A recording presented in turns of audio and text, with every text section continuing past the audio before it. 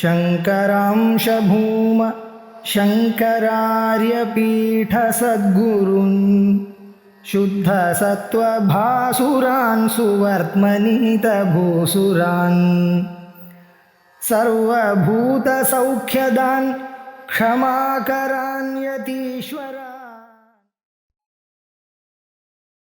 श्री गुरुभ्यो नमः।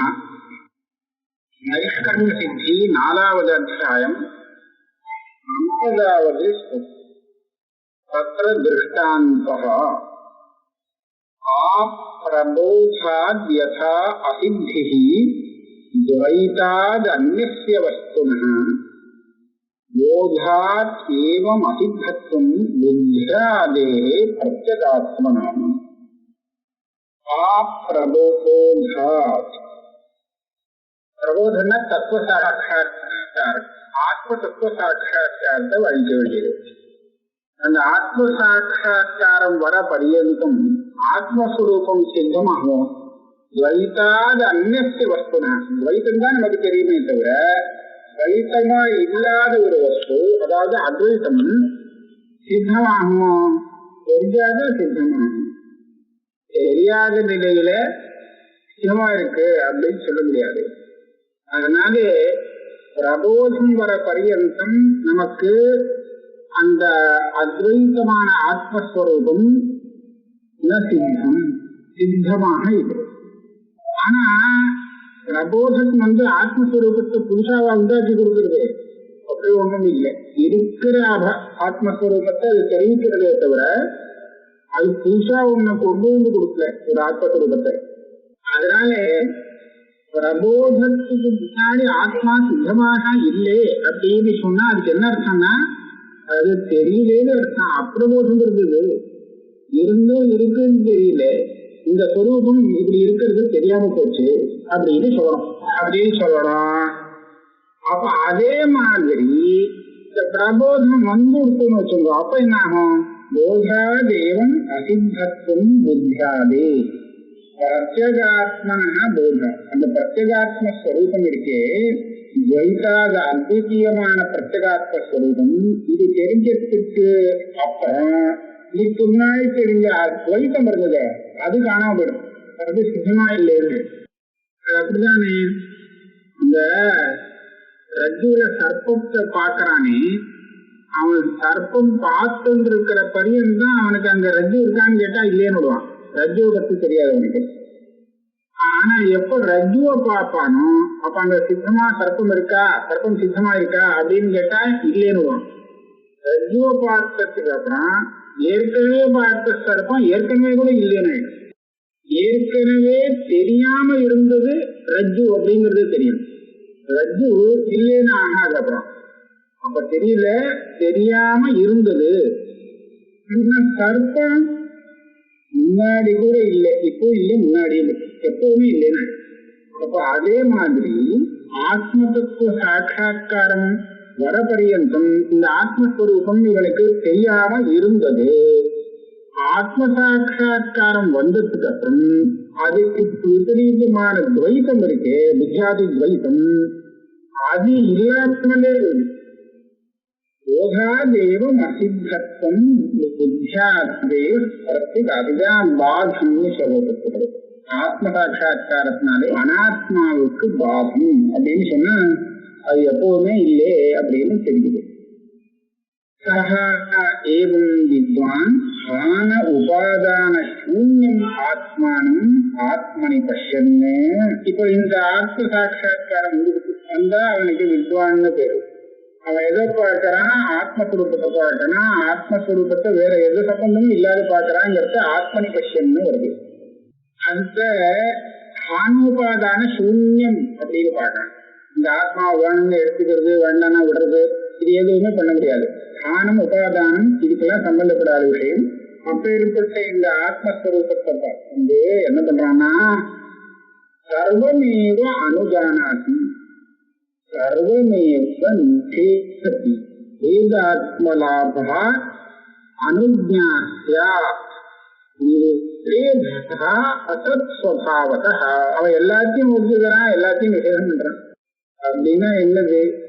ஒத்துக்கிறான்னா இருக்குன்னு ஒத்துக்கிறான், நிஷேதம் பண்றான்னா இல்லைன்னு ஒத்துக்கிறான். இருக்குன்னு ஒத்துக்கிறான்னா இல்லைன்னு எப்படி ஒத்துக்க முடியும்? எல்லாம் இருக்குன்னு ஒருத்தன் சொன்னான்னா ஆமா இருக்கு, ஆனா என்ன இருக்குன்னு கேட்டா ஒண்ணுமே இல்லை. சர்வம் அனுஜானாதி சர்வம் நிஷேததி. இந்த வாக்கியம் புரியலையே. அந்த வாக்கியத்துக்கு அர்த்தம் சொல்றார், பேதாத்மலாபா அனுஜாத்தா. எல்லாத்தையும் அதாவது ஒத்துக்கிறான் அப்படிங்கிறது என்ன அர்த்தம் அப்படின்னு கேட்டா, ஏகஸ்ய ஆத்மலாபா விவகார திருஷ்டியில ஏதன்னா துவைத்தம், அந்த துவைத்தம் இருக்கு அப்படிங்கறத ஒத்துக்கணும். அதே சமயத்துல அதை இல்லைன்னு எப்படி சொல்றாங்கன்னு கேட்டா, நிஷேதா அத்ஸ்வபாவதா. அவன் எந்த ஆத்மஸ்வரூபத்தை பார்க்கிறானோ அந்த பார்க்கக்கூடிய ஆத்மஸ்வரூபம் இருக்கே, அந்த ஆத்மஸ்வரூபத்துக்கு சம்பந்தப்படல, அதனுடைய சுபாவத்தோட அந்த திருஷ்டியில பார்க்கும்போது இவனுக்கு நிஷேதம், அதாவது துவைத்தம் இல்லை. துவைத்தம் தெரிகிறது ஆனா இல்லை, தெரிஞ்சாலும் இல்லை, கற்பம் மாதிரி தெரிஞ்சா கூட அது இல்லை அப்படின்னு சொல்ற மாதிரியா. அப்ப என்னாச்சு, தெரியறதுங்கிறது அவன் ஒத்துக்கிறான், எல்லாரும் இப்படிதான் பார்த்துட்டு இருக்கா அப்படிங்கிறது அவன் ஒத்துக்கிறான். இதுதான் சர்வஜானாதிங்கிறது அர்த்தம். ஆனா இது எதுவுமே வாஸ்தவம் இல்லை அப்படின்னு இல்லைன்னு சொல்லிக்கிறானே, இதுதான் நிஷேததி அப்படிங்கிறது. ஆத்மஸ்வரூபமாக எதுவுமே இல்லை, எல்லாம் ஆத்மாவில கற்பிக்கப்பட்ட துவைத்தம், இது வாஸ்தவம் இல்லை அப்படிங்கிற அர்த்தத்துல அவன் நிஷேதத்தை பண்றான். இப்படியாக அவன் அத்விதீய ஆத்மஸ்வரூபத்தை பார்க்கிறாங்கிறத சொல்லிட்டார். இவங்க சொல்றதுக்கு ஒன்றும் பாட்சி இல்லைங்கிற சர்வசிய உத்தத்வாத் உபசம்ஹார. இனிமேல் இந்த கிரந்தத்தை முடிக்கலாம், உபசம்ஹாரம் பண்ணலாம். பரமார்த்தாத்மனிஷ்டம் எத்து சர்வ வேதாந்த நிஷ்டிதம் சமோபனுத்து தியாம் ஞானம் ததேதத் கதிதம் மயா. இத்தனை இவ்வளவு பெரிய கிரந்தத்துல சொன்னது என்னன்னு கேட்டா, சர்வ வேதாந்த நிஷ்டிதம் எது. எல்லா வேதாந்தத்திலையும் மறுபடியும் சொல்லி பிரதிபாதனம் பண்ணக்கூடிய ஒரு விஷயம் இருக்கு, அதாவது பரமார்த்த ஆத்மனிஷ்டம் தியானம். சர்வ வேதாந்தங்களும் இந்த பரமார்த்த ஆத்மம் இருக்கே, ஆத்மா பரமார்த்த ஆத்மா, இவனுக்கு தெரிஞ்சிருந்த ஆத்மா இல்லை, இவனுக்கு தெரியாது நிஜ ஆத்மா. நிஜ ஆத்மஸ்வரூபத்தை போதிக்கிறதுலதான் எல்லாத்துக்குமே தாத்பரியம் இருக்கு சர்வ வேதாந்தத்துக்கும். அந்த ஞானம் சமோபனுது, தமசை போக்கக்கூடியது, அந்தகாரத்தை விநாசம் பண்ணக்கூடியது, அஜானத்தை போக்கக்கூடியது. புத்தியுடைய அஜானம் சாதாரண இருட்டு இல்லை, புத்திக்கு உள்ள ஆந்தரமான அஜானம்னு அதான் சொல்றது. அந்த அஜானத்தை போக்கக்கூடியது. அதேதான் நான் இப்ப சொல்லியிருக்கேன், இந்த விஷயத்துல சொன்னது அதேதான். வேதாந்தம் சொல்லி கொடுத்த அதே விஷயத்தை பத்தி தான் நான் இங்க சொல்லியிருக்கேன். அதேத கதிதம் மயா ஏகாவதிக உக்தம். மறுபடியும் ஒரு தடவை சங்கிரகம் பண்ணி சொல்லிடுறார், இதுவரையில் இங்க சொன்னது என்ன, இதை சொன்னதை நாம எப்படி புரிஞ்சுக்கணும். நேக ஆத்மவித்து மதன்யோஸ்தி ந மத்தஹ அஜ்ஞமஸ்தி கஷ்டன யஜானன் விஜானாதி யஹ தாஹ பிரம்மவித் உத்தமஹ. இந்த ஏனோபனிஷத்துல வரும், அவிஜானம் விஜானதாம் விஜானம் அவிஜானதாம் நாஹம் மன்னே சுவேதேதி நோ நவேதேதி. இதுதான் வரும். அதாவது ஆத்மஸ்வரூப ஞானம் வந்தவன் எப்படி நினைச்சுப்பான் அப்படிங்கிறது அங்க சொல்லும்.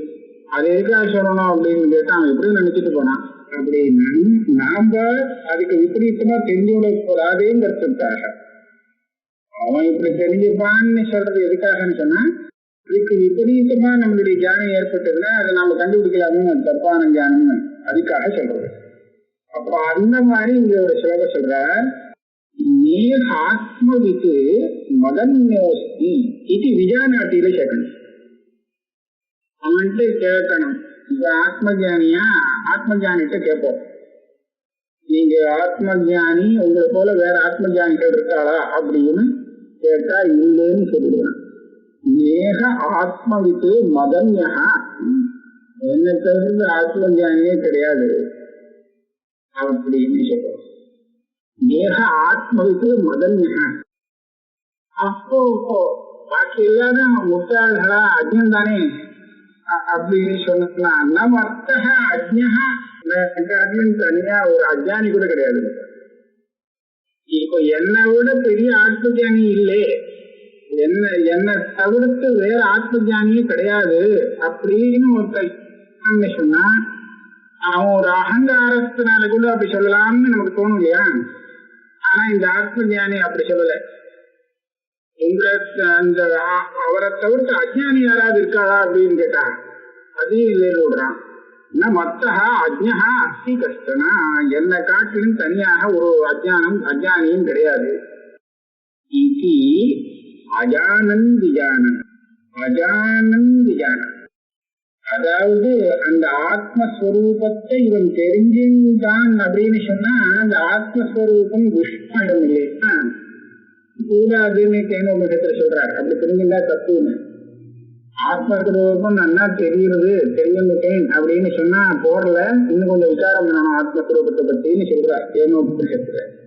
அப்போ அந்த விஷயத்தை சூச்சனம் பண்றார். அஜானன் விஜானாது, ஆத்மாவை பற்றி தெரிந்து கொள்ளாமல் ஆத்மாவை தெரிந்து கொள்கிறான். அதாவது அதை பற்றி தெரிஞ்சுக்கிறதுன்னு சொன்னா அதை இவனுடைய தியானத்துக்கு விஷயமாக்கி கொள்வது. அப்படி பண்ணல, இவனுக்கு சொப்பிரகாசமா ஆத்மஸ்வரூபம் பாக்கியம் இருக்கு, அது புரிஞ்சுட்டான். அதனால ஆத்மாவை ஆத்மவித்துனா ஆத்மானம் ஜானாதி ஆத்மானம் வேத்தி ஆத்மவித்துங்கிறது இப்படி அர்த்தம் சொல்லக்கூடாது. ஆத்மவித் ஆத்மாவாகவே ஆத்மாச்சாரம் ஞானஸ்வரூபமான ஆத்மா அந்த ஸ்வரூபத்துல இருந்து அவன் பார்க்கிறான். எப்படி அவன் பார்க்கிறானோ சகா பிரம்மவித் உத்தமமா, அவன் பிரம்மவித் பெரிய ரொம்ப உத்தமமான பிரம்மவித். அப்படின்னா என்ன அர்த்தம்? என்னை விட பெரிய ஆத்மஜானி யாருமே இல்லை, என்னை விட்டா வேற ஆத்மஜானி இல்லைன்னு சொல்றவனும், என்னை போல ஒரு என்னை விட்டா வேற அஜ்ஞானியே இல்லைன்னு சொல்றானே, இது எப்படி ஒருத்தர் சொல்ல முடியும் அப்படின்னு கேட்டா, இந்த ஒரே ஒரு ஆத்மஸ்வரூபத்தை தானே இவன் பார்க்கிறான். இந்த ஆத்மஸ்வரூபத்தை எல்லா இடத்துலயும் இவன் பார்த்துட்டான்னு சொன்னா இவனுக்கு தன்னை காட்டிலும் வேற ஒரு ஆத்ம ஞானியாக இருக்கிறது தெரியுமோ? தெரிய முடியாது. ஆத்ம ஜானின்னா இவன் ஒருத்தன் தான், ஒரே ஒரு ஆத்மா தானே இருக்கு, அந்த ஆத்மா தான் ஆத்ம ஜானி. அப்போ மத்தகா அன்யா, என்னை காட்டிலும் வேறான இன்னொரு ஆத்ம ஜானி அப்படின்னு அவன் பதப்பிரயோகம் பண்றது தப்புன்னு இருக்கு.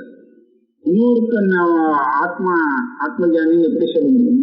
சரி, அப்போனா மற்றவா நீ அஜ்ஞானியாக பாக்குறியான்னு கேட்டா ஒரே ஒரு ஆத்மஸ்வரூபம் தானே தெரியுது. எல்லா பிராணிகளிலும் எல்லா சரீரத்திலும் ஒரே ஆத்மஸ்வரூபத்தை பார்க்கிறவங்க இருக்கானே, அவனுக்கு அஜ்ஞானம் எங்கே தெரியும்? யார் அஜ்ஞானியும் அவன் பார்ப்பான்?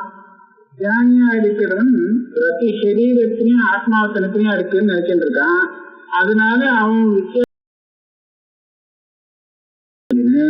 இவனுக்கோ சரீரங்கள்ல எல்லாத்திலுமே சர்வபூதேஷு ஆத்மானம் ஒரே ஆத்மஸ்வரூபத்தை பார்க்கிறான். அப்ப எங்க அஜ்ஞானி இருக்கான்? இல்லைன்னு சொல்ல வேண்டியது. மத்தகா அஜ்ஞா அஸ்தி கஷ்டன, மத்தகா அந்யா, என்னை காட்டிலும் வேறாக ஒரு அஜ்ஞானி இருக்கானா? இல்லை.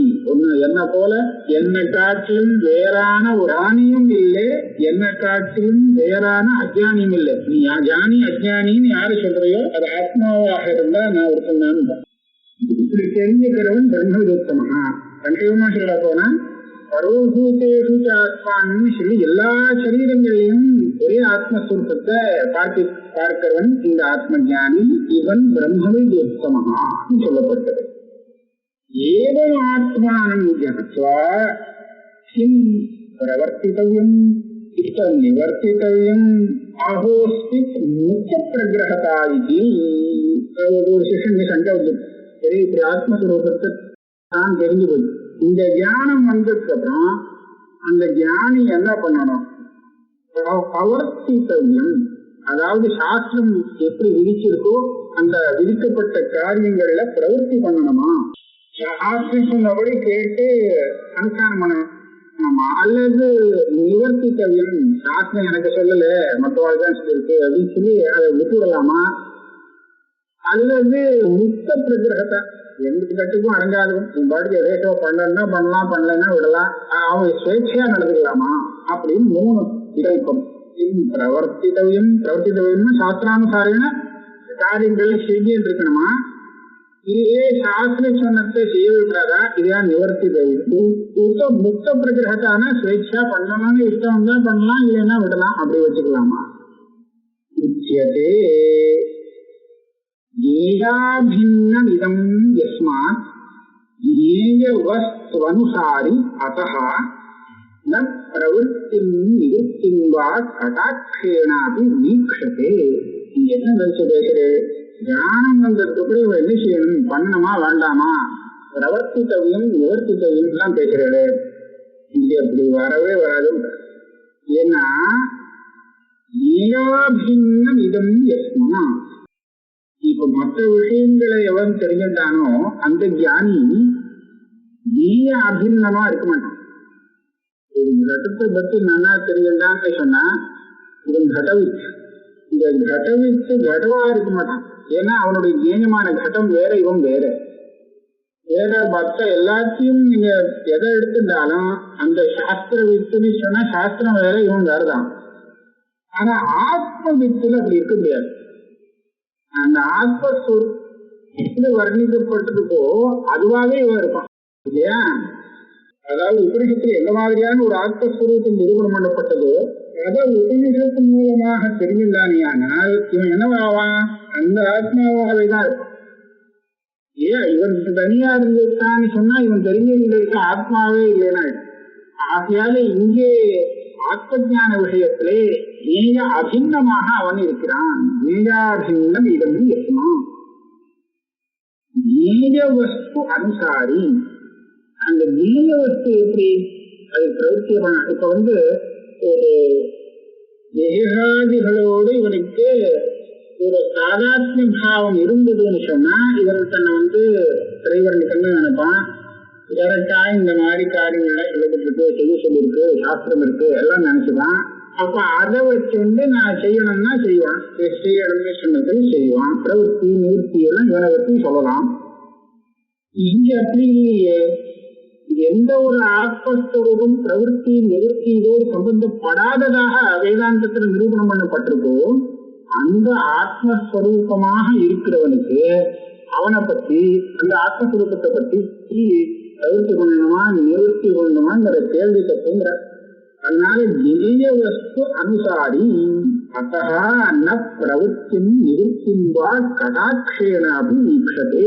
இந்த ஆத்ம ஞானிக்கு பிரவೃத்தி நிவர்த்தினா ஒன்றும் தெரியாது. பிரவೃத்தி நிவர்த்தி இந்த சிந்தனையே கிடையாது. அப்போ கேட்டான், ஏன் இது மாத்திரம் ஜெயாபின்னம்னு சொல்றேன், மற்ற இடத்துல எல்லாம் ஜெயம் வேற ஜாத்தா வேறன்னு இருக்கிறதுக்கு இதையும் இப்படி பண்றேன்னா அது சொன்னார். குத ஏதஜ்ஞாபின்னமிதி பிராக் ஆத்மபோயம் பாஹ்யவஸ்து உபசர்ஜனः பிரத்வஸ்த அகில சம்சாரः ஆத்மங்காலம்பனः ஸ்ருதேஹ. இந்த போதங்கிறது ஸ்ருதியிலேருந்து வந்த போதமா, இதுதான் ஆத்மபோதம். பிராக் ஆத்மபோதாத் அயம் போதா.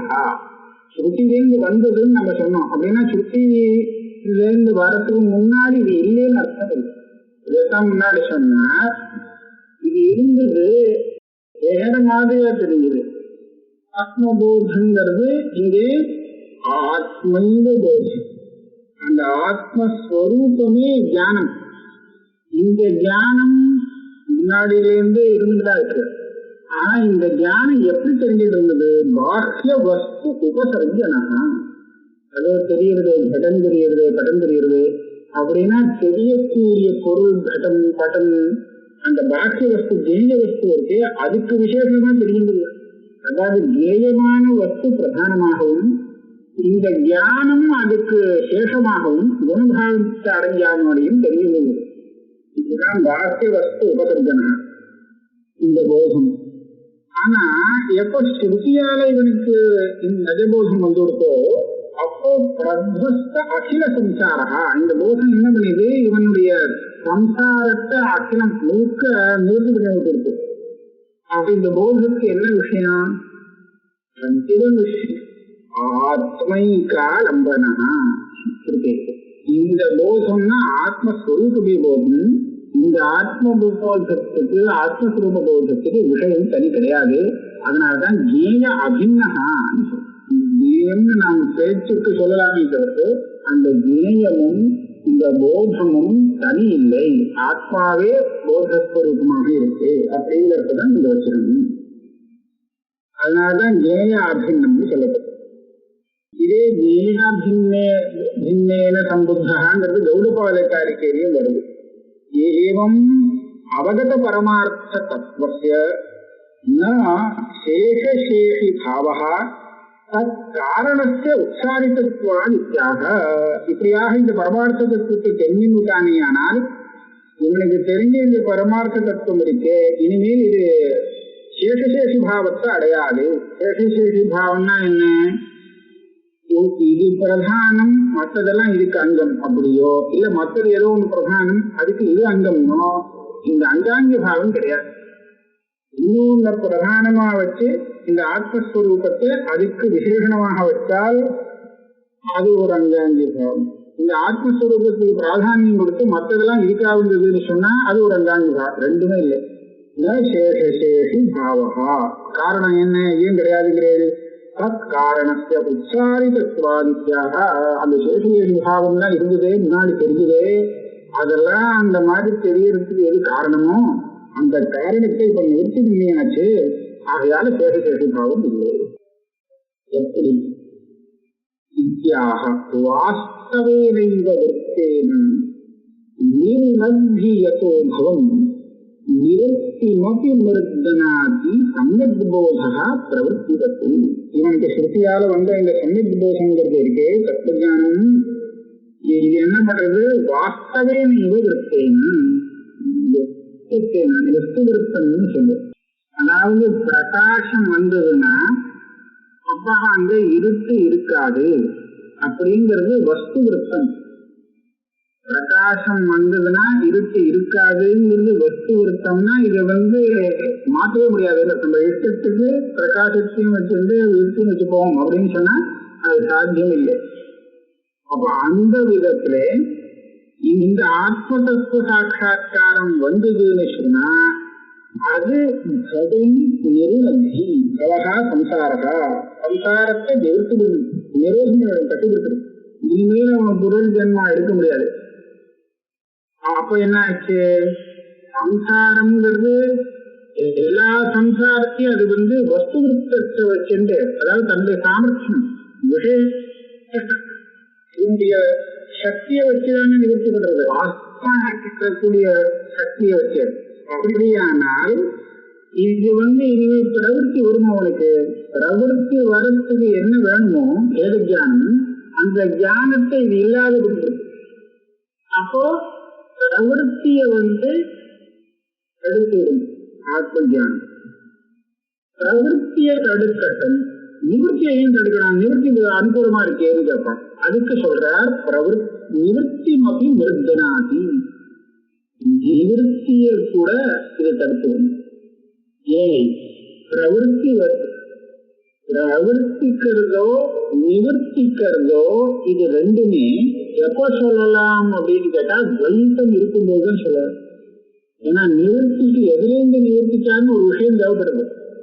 ஏதோ காரியம் பண்ணிட்டு இருந்தா அந்த காரியத்தை பண்ணத்தை நிறுத்தினான் அப்படின்னு சொன்னா இவனுக்கு நிவர்த்தி சொல்லுவான். இந்த நிவர்த்தி எதுலேருந்து வந்ததுன்னா அவன் பண்ணிட்டு இருந்த காரியத்திலேருந்து நிவர்த்தின்னு சொல்லணும். இப்ப அத்விதீய ஆத்ம சாட்சா்காரம் வந்தவனுக்கு ஆத்மாவை தவிர்த்து வேற எதுவுமே இல்லேன்னு ஆரம்பிச்சிருக்கிறான். இவனுக்கு எதுலேருந்து நிவர்த்தி சொல்றது? அதனால இது தெரிஞ்சு போச்சுன்னு சொன்னா இது பிரவருத்திக்கு எப்படி பாதகமாக ஆறுதோ, பாதத்தை ஏற்படுத்துறதோ நிவர்த்திக்கும் பாதகம் தான். அதனால நிவர்த்தி மதி மிருத்தனாதி. மிருத்தனாதினா மர்தனம் பண்ணிடும். மர்தனம் பண்றதுன்னா அதை அழிச்சிடும், வாதம் பண்றதுன்னா அர்த்தம். இந்த சம்யக் போதமானது ஆத்ம சாட்சா்காரம் பிரவருத்தி நிவர்த்தி ரெண்டையுமே பாதிச்சு விடுறது. சகிருத் ஆத்ம பிரபூத்திய நிருநத்தி அகிலம்பவம் சாந்தமாத்திர நிராசேன ந ததஹ அன்யதா மதிஹி. இது ஒரே ஒரு தடவை தான் இந்த ஆத்ம ஞானம் பிறக்கணும்.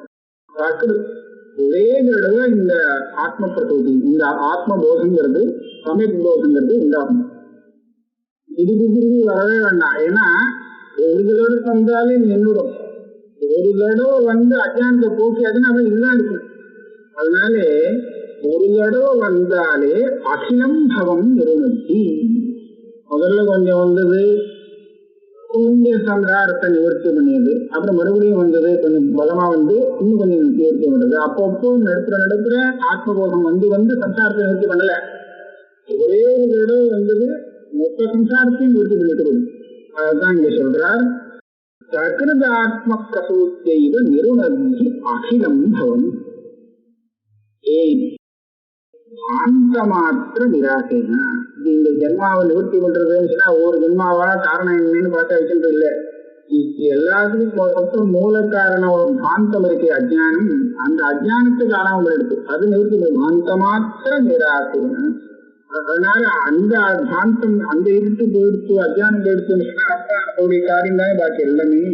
அதனால அது எல்லாமே இன்னும் வராது. அதனால இந்த போகம் வந்ததுக்கு அப்புறம் மறுபடியும் வேற ஒரு போகம் வரட்டமே அப்படின்னு சொன்னா வரத்துக்கு வழி இல்லை.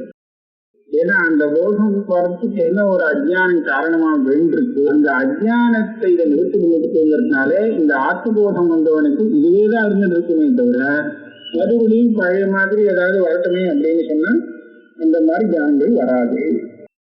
தேச காலாதி சம்பந்தா தேசாதேச மோக காரியதா அனுப்பன்னம் அதர்த்தம் வா ஞானம் அஜ்ஞானம் அஸ்தி. இன்னொரு விஷயத்தை பெருசா போடுறோம். என்ன சொல்ற, இந்த ஞானம் வந்ததே மற்ற விஷய ஞானத்துலதான் அங்க ஒரு தேச கால சம்பந்தம் சொல்லலாம். எனக்கு நேற்றுக்குதான் அந்த விஷயம் தெரிஞ்சது அப்படின்னு சொல்றோம். அப்படின்னா அந்த விஷய ஞானத்துக்கு நான் ஒரு காலத்தை சொல்லிவிடுறேன், அதுக்கு முன்னாடி தெரியாது, இப்பதான் தெரியுது. அதே மாதிரி ஒரு தேசத்துல சொல்றேன், தேச காலாதி சம்பந்தம் இருக்கு மற்ற ஞானத்துக்கு. ஆனா நான் ஆத்மஸ்வரூபம் அப்படின்னு இந்த ஞானம் வருது, இந்த ஞானத்துக்கு தேச கால சம்பந்தம் ஒன்றும் இல்லை. இல்லை அதான் அந்த ஞானம் வந்தது அப்படின்னு சொல்லக்கூடாதோன்னு கேட்டா, தேசாதேர மோக காரியதா, எந்த மோகத்தை நிவர்த்தி பண்றதோ அஜ்ஞானத்தை நிவர்த்தி பண்றதோ அந்த அஜ்ஞானம் தான் தேசம் காலம் அதுல தெரியக்கூடிய வஸ்து எல்லாத்துக்கும் மூலமா இருக்கு. அப்ப அந்த அஜ்ஞானத்தை நிவர்த்தி பண்ணிடுச்சுன்னா அப்புறம் தேசமாவது காலமாவது, தேசம் காலம் எதுவுமே இல்லையே. அப்ப இந்த ஆத்ம ஜானத்துக்கு ஒரு தேச சம்பந்தம் கால சம்பந்தம் ஏதாவது சொல்றதுக்கு இருக்கோ? இல்லை. அதனால என்ன,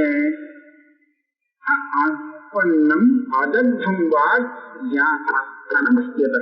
இப்ப சொன்ன அஜ்ஞானம், இப்ப சொல்ல ஞானமும் சரி அஜ்ஞானமும் சரி ரெண்டுக்குமே சொல்லாங்கிற யதார்த்தமும் வச்சுக்கணும். இந்த ஞானம் இதுக்கு முன்னாடி வரலையோ, வரலன்னு சொல்லக்கூடாது. வரலைன்னா அனுப்பன்னம். இந்த ஞானம் ஏதோ அப்ப வரல இப்ப புதுசா ஒண்ணு இருக்கிறது இல்லை. இந்த ஞானம் வந்ததுக்கு அப்புறம் தெரியும் இந்த ஞானம் எப்பவும் இருக்கு அப்படின்னு, எப்பவுமே தான் இங்க இருக்கு, இப்பதானே இருக்கு அப்படின்னு தெரிஞ்சதுன்னா இந்த ஞானம் வராத ஒரு நிலை இல்லை. அதே மாதிரி இந்த அஜ்ஞானம் இருக்கு, அதை நாம என்ன சொல்லுவோம், இந்த ஞானம் வந்ததுக்கு அப்புறம் அந்த அஜ்ஞானம் அழிஞ்சு போச்சு. ஞானாகினி சர்வதரமான பக்த சாஸ்திரத்தை இந்த அக்னி ஞானாகினி அஜ்ஞானத்தை தரிச்சுட்டு சொல்லுவோம் இல்லையோ. ஆனா ஞானம் வந்ததுக்கு அப்புறம் கேட்டா அஜ்ஞானம் நாஸ்திங்கிற, அனுப்பன்னம் ஞானம் நாஸ்தி, அதர்த்தம் அஜ்ஞானம் நாஸ்தி. அதர்த்தம் எப்ப சொல்லலாம், இது அஜ்ஞானத்தை அழிச்சுடுத்து அப்படின்னா இது அழிக்கிறதுக்கு முன்னாடி அஜ்ஞானம் அழியாமல் இருந்ததுன்னு சொல்லணும். இந்த ஞானம் அஜ்ஞானத்தை பாதிச்சு சுத்தி ஞானம், அதுல ஏற்கனவே வந்த ரஜத ஞானம் வந்தது, அந்த ரஜதத்தை அழிச்சதுன்னு சொன்னா இது அழிக்கிறதுக்கு முன்னாடி இருந்ததுன்னு சொல்லலாம். இங்க என்ன பண்ணீங்கன்னா பாதிக்கும், இல்லவே இல்லை, ரஜதமே இல்லை, நான் தான் சும்மா பிரமிச்சு போயிட்டேன் அப்படின்னு சொல்றாங்க இல்லையா. அதனால அது பாதங்கிறது திரைகாலிக விஷயம். எக்காலத்திலயுமே இல்லை அப்படின்னு தெரிஞ்சுக்கிறதுக்கு அந்த ஞானத்துக்கு பாதின்னு போகுது.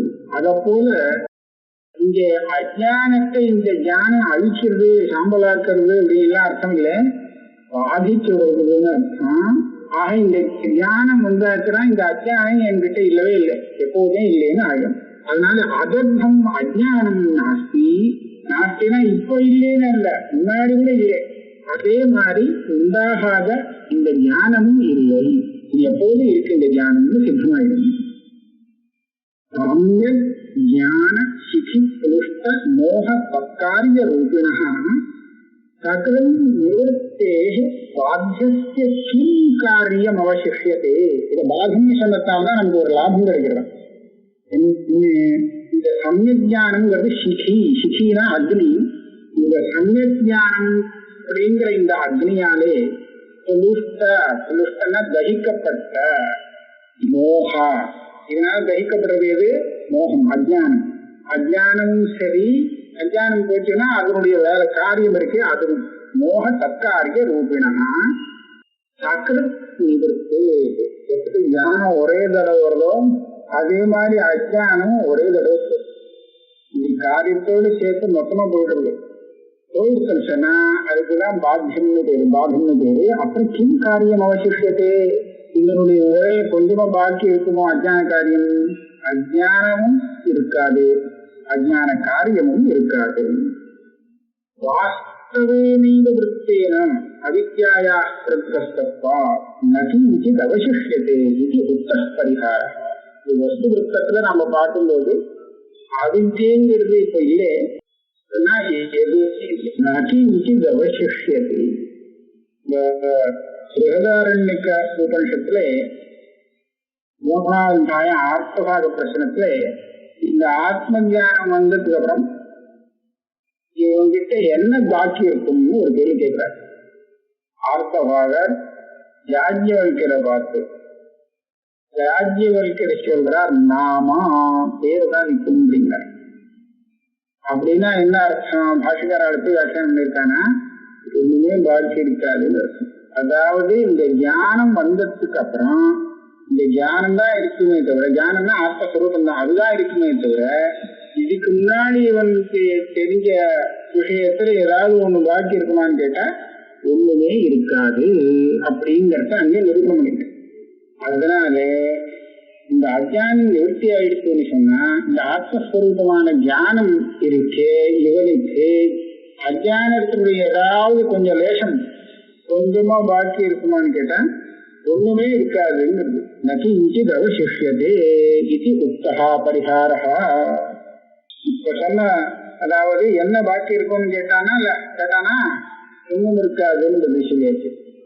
ஆனா அந்த ஆத்ம ஞானி ஜீவன் முக்தனாக இருந்துட்டு நமக்கு விவகாரம் பண்ண வேண்டியிருக்க, உபதேசம் பண்ணணும் அவன் இல்லையா? இல்லைன்னா அந்த ஞான பரம்பரை விச்சின்னமாயிடும். அதுக்காக ஜீவன் முக்தின்னு சொல்றான். அப்ப என்ன பண்றது? அப்ப அதுக்காக மேல வருது அத அபரஹா சம்பிரதாயிகா. ஆத்ம வித்தை எப்படி அப்படிங்கறத அடுத்தது சொல்லுவோம்.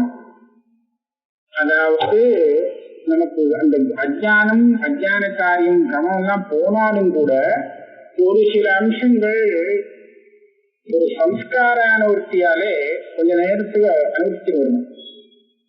அர்ப்பம் எழுத்தா போல இருக்குன்னு நினைச்சு ஏமாந்து போனவன் அதை கண்டு ரொம்ப பயந்துதான் உடம்பெல்லாம் ரொம்ப நடுங்குது. இப்ப அது கர்ப்பம் இல்லப்பா அப்படின்னு சொல்லி புரிஞ்சுட்டதுக்கு அப்புறம் கூட ஏற்கனவே அந்த நடுக்கும் போயறதுக்கு கொஞ்சம் காலம் எடுத்துக்கிட்டான். உடனே போக மாட்டேங்கிறது, கர்ப்பம் இல்லைன்னு தெரிஞ்சு போச்சு. ஆனாலும் அந்த நடுக்கம் வந்தது போறதுக்கு கொஞ்சம் டைம் தேவைப்படுது. அந்த மாதிரியாட்ட இவன் சத்திய தாவதேவத்திடம் யாவன் நவிமோக்ஷே அசசம்பத்தே ஜீவமுக்தனா இருந்துருப்பான், எல்லாம் பார்த்துட்டு இருப்பான், நமக்கு எல்லாம் நடக்கும் அப்படிங்கிறத மேல சொல்ல போற. இது அபர சாம்பிரதாயிகங்கிறது 60வது ஸ்லோகத்திலிருந்து அடுத்த கிளாஸ்ல பார்ப்போம்.